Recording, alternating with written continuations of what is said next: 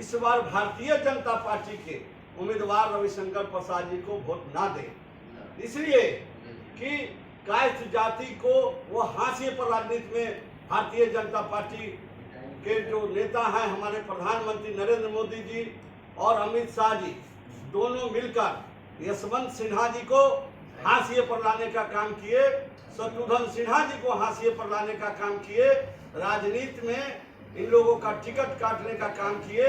आज उनके पुत्र जयंत सिन्हा को हजारीबाग से टिकट नहीं दिया गया और अभी कारण बताओ नोटिस, धनबाद के एक्स एमएलए राज सिन्हा को कारण बताओ नोटिस, और शत्रुघ्न सिन्हा जी जैसे स्टार ड्रम जो भारतीय जनता पार्टी को बिहार से लेकर पूरे देश में भारतीय जनता पार्टी की पहचान बनाने का काम बिहारी बाबू शत्रुघ्न सिन्हा जी ने किया, उनको भी जो है राजनीति में हाशिए पर लाने का काम किए।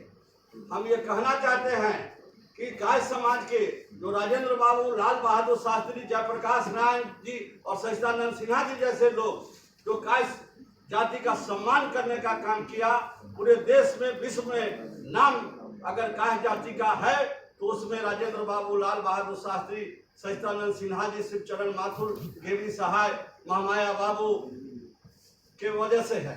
लेकिन रविशंकर प्रसाद जी को मंत्री पद से हटाया गया और एक टिकट के लिए वो पीछे पीछे अमित शाह और नरेंद्र मोदी जी के पीछे पीछे घूमते रहे। उनको तो शर्म आनी चाहिए कि अगर टिकट नहीं, उनको जो है इस दोनों जोड़ी भारतीय जनता पार्टी के जो प्रधानमंत्री है देश के नरेंद्र मोदी और अमित शाह, उनके खिलाफ जिस तरह शत्रुघ्न सिन्हा, यशवंत सिन्हा जी बिगुल फूके, उसी तरह इनको भी बिगुल फूकना चाहिए।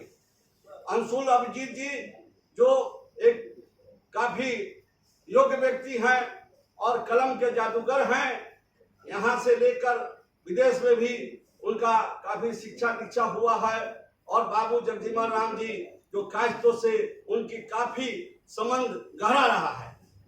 जगजीवन राम जी जब मंत्री थे तो एसएन लाल कलेक्टर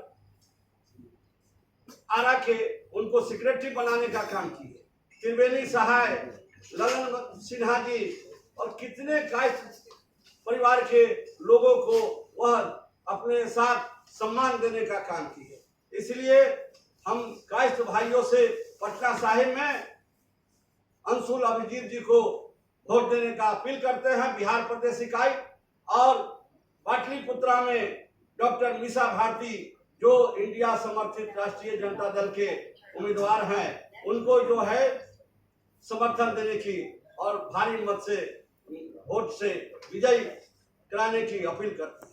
इसीलिए आज कायस्थ महासभा ये निर्णय लिया है कि इनको इस बार सांसद के रूप में पटना साहिब से निर्वाचन नहीं होने दिया जाए। और 10 साल में इनकी कोई उपलब्धि नहीं है, कायस्थों के लिए इन्होंने कुछ भी नहीं किया। लेकिन पटना से हम लोग अपील करते हैं कि इनको वोट ना दें, अंशुल अभिजीत को विजय दें। लेकिन पटना साहिब की जनता तो अंशुल अभिजीत को पहचानती ही नहीं है। अभी उनको मौका दीजिए, जिताइए, उसके बाद देखिएगा।